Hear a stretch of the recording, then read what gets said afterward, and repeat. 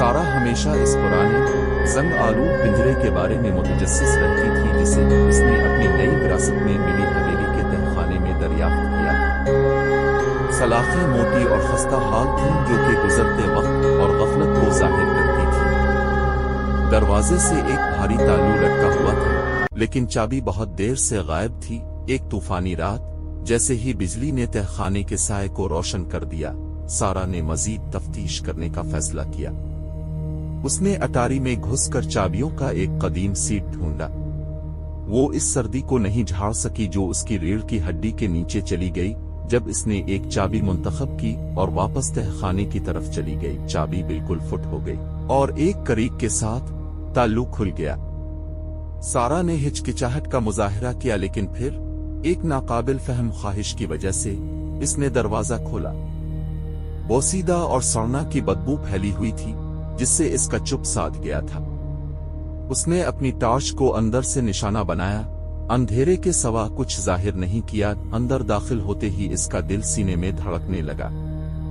دروازہ اچانک اس کے پیچھے ایک بہرے کی آواز کے ساتھ بند ہوا۔ گھبراہٹ اس کی رگوں میں پھیل گئی جب اسے احساس ہوا کہ تالو خود ہی دوبارہ مشغول ہو گیا ہے۔ وہ پھنس گئی تھی، درجہ حرارت گر گیا اور سارا مدھم روشنی میں اپنی سانسیں دیکھ سکتی تھی۔ سرگوشیاں ہوا بھرنے لگیں، زور زور سے اور زیادہ اصرار۔ سائے اس کی ٹارچ کی پہنچ سے بالکل دور چلے گئے، گھماؤ اور خوفناک شکلوں میں بدل گئے۔ پھر اس نے اسے دیکھا، چمکتی آنکھوں کا ایک جوڑا اندھیرے سے اسے دیکھ رہا تھا۔ ایک دھیمی آواز نے پنجرے کو ہلایا۔ سارا ایک کونے میں پیچھے ہٹ گئی، اس کے ہاتھ تالے کے لیے لڑکھڑا رہے تھے لیکن یہ بیکار تھا۔ پنجرے کے اندر موجود ہستی قریب ہوئی، اس کی آنکھیں شرارتی ارادے سے جل رہی تھیں۔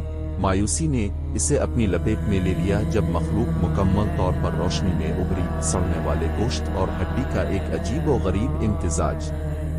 اس کی سانسیں اکھڑ رہی تھیں، اس کی موجودگی میں دم گھٹ رہا تھا۔ سارا نے چیخ ماری لیکن آواز کو ظالم اندھیرے نے نگل لیا۔ اس کی آخری سوچ جیسے ہی مخلوق بند ہو گئی، ایک ٹھنڈک احساس تھا۔ پنجرے کا مقصد کچھ باہر رکھنا نہیں تھا، اس کا مقصد کچھ اندر رکھنا تھا۔